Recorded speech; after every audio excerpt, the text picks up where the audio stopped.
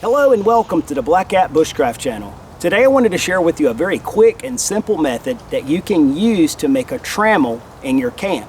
And you'll utilize nothing but cordage that you carry and natural materials that you can pick up right in the woods. Okay, just in case you're not familiar with exactly what a trammel is or what its function is, I brought along this one. This is a traditional steel trammel. This is one that I forged myself. And this device's function is to incrementally raise your cooking pot or container, either lower it down to the fire to get more heat, or it can raise up your cooking container, whether it be a pot, kettle, or Dutch oven, and bring it further away from the fire. So that gives you a lot more control over the heat that goes into the food that you're cooking, and therefore giving you ultimately more control, getting better results when you're cooking over a fire. Okay, to get started in the tying process, you're going to want to find a center point to your cordage. So all I'm going to do is line up these two ends and then trace that back to find the center point in my cordage. Now the first step is to simply tie an overhand knot right here, creating a loop, and this is the loop that you'll hang your trammel with. I just tied a regular overhand knot there. And I like for this top loop to be about 2 inches. In my case right now it's about 2.5 inches in diameter, but 2 inches to 3 inches will be great because this is the loop that you're going to use to hang this trammel. Okay, so the first step in tying this trammel is to create some slack on one side. You can see what I did. I just pulled the cordage up to create this loop right here. And now I'm simply going to take both ends of this cordage and tie an overhand knot.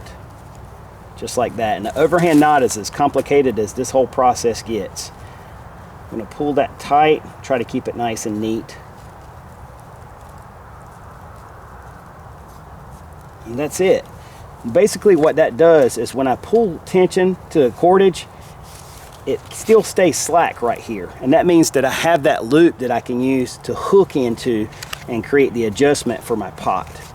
All right, now I'm just going to continue to repeat that process, trying to keep everything nice and neat.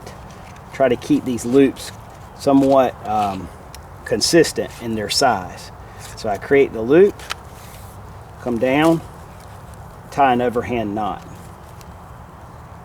So you can see I've got my second adjustment loop right there, and I'm just going to cinch that down tight. I'm going to go ahead and do another one. I'm estimating that I'll get about 5 loops based on the length of this cordage, which is fine for me. So again, I create that almost like a capital D shape, and come back with both ends of the cordage, just like this, and tie that overhand knot. And again, you want to try to keep these things equal as much as you can. It gives you a nice, neat product at the end with your trammel. Alright, so here you can see laid out the finished results of my trammel. If I hold this top loop, which I'll use to hang the trammel, and pull on the bottom right here, you can see how all those adjustment loops still stay slack. And that makes it very easy to use a hook to come into these loops and either raise or lower my pot. I'll show you what that looks like on a tripod. Alright, so now it's very easy to come in here with this top loop of the trammel and just hook it in on one of the posts of my tripod. You can see how that looks installed and how each of these loops now will give me the opportunity to either raise or lower my pot. Alright, the next step in the process is to collect 2 branches that you can use for hooks. One of these hooks will hook into your trammel up at the top, and the other one will hold your cooking container down at the bottom. I recommend that you use greenwood for this, or at least something that you know is strong enough to support the full weight of your cooking container and its contents.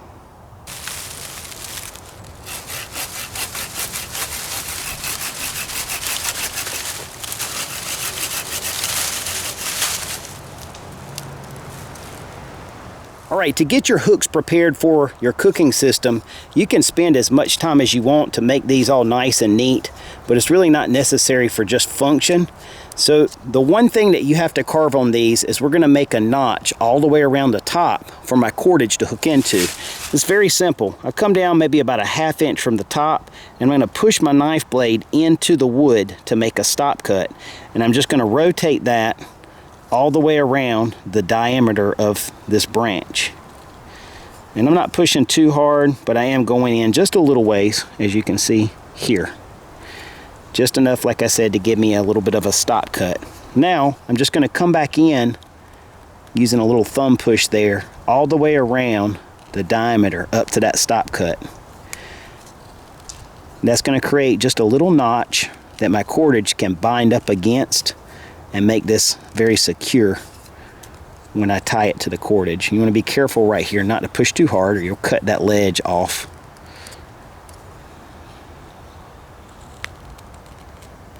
Again, I'm just using those thumb push cuts. Now I'm going to come back across the stop cut here and just kind of go in a little bit deeper all the way around. Now I can come back and neaten this notch up just a little bit more, make a little bit more of a ledge. Alright, so you can see what that notch looks like now that I've finished, and it just creates that ledge all the way around the diameter of the stick, and that creates a spot that my cordage can bind against and attach this hook securely. Alright, so the fastest and easiest way I've found to attach your cordage to your pot hook is simply tie an overhand knot at the end of your line to serve as a stopper, just like that. And now take a bite in the cordage, just fold it in half like this. And now lay that bite right here on your notch and bring both ends of your cordage through the loop, just as you see here, and bring that stopper knot, of course, through the loop. Now, when you cinch this down like a regular lark's head, this is called the locking lark's head, just work it down until that stopper knot jams up against the knot here, and that locks it in place, and now it will hold very tight on this particular type of notch. This is a great way for attaching your pot hook to your cordage. To attach the second hook to your cordage, just take a bigger bite like this, and now you take your entire hook and go through your loop just like I did here, and then you make sure that your stopper knot is through the loop as well, just like we did on the other end. And now we work that down, and we'll have a second locking lark's head, which now gives me a piece of cordage with a hook on each end. Very simple.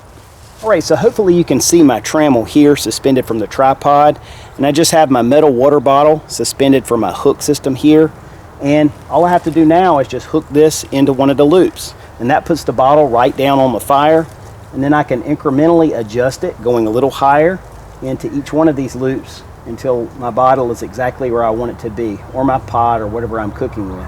And you can bring it all the way up here to the top to get it much higher off the fire. Each one of these loops is approximately a 2-inch adjustment. So it's very, very simple and easy to make these adjustments up or down to the fire. Okay, just to give you a little bit better look at this trammel,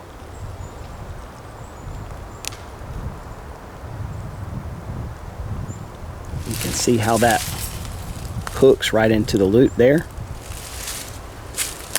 It comes all the way down to hook onto my pot, or in this case my bottle. So it's a very simple and very effective system for pot suspension. Alright, so I did want to give a special shout out and say thank you to Blackie over at Shaman's Forge Woodcraft. He has a channel here on YouTube. It's Black Oracle 69. I'll put a link down in the description box below. It's an excellent channel, one of my favorites, one that I always go and check out when he has a new video. But recently he did a video on how to carve a wooden trammel. It was a new idea he had picked up, and that's something I've actually used for years, but I had never seen the rope trammel, or using cordage to make a trammel. So he was upgrading from the rope trammel to the carved trammel, and I decided I wanted to upgrade from the wooden trammel back to the cordage trammel. I really like that idea. So thanks for sharing that, Blackie, and this is my version of what I learned from you. So the nice thing about something like this is it weighs virtually nothing, and if you wanted to pre-make it and just carry it in your pack, it takes up very little space and it adds virtually no weight. Even if you wanted to carry along these hooks with you, that doesn't take up that much space, and it doesn't weigh much either. But again, you could just have your trammel part here pre-made in your pack, and then you could collect these little branches once you get to your camp. That part's very quick and easy to assemble. If you wanted to, you could just assemble the entire thing in your camp once you get there just using cordage that you carry along. And that would take only maybe about 10 minutes tops, collecting materials and tying knots, because again, this is as simple as tying overhand knots. So it's a very simple system, and one that you can either pre-make and carry or just assemble once you get to camp. Alright, I'd like to thank you guys for taking the time to tune in to this video, and I hope that you found this to be helpful, and maybe it'll give some of you guys an idea. Whenever you're cooking over fire, the hardest thing is controlling that heat. That really is the variable that tends to mess things up when you're cooking over a fire if you're not very careful. It's not like cooking on the stove at home where you can just turn the heat up or turn it down. But having that trammel does allow you to turn the heat up or down by elevating your cooking container up higher or bringing it lower, therefore turning the heat up. Anyway, hope it's a helpful idea. I appreciate your interest and your support, and I look forward to talking to you with another video again very soon. And until the next one, take care and God bless.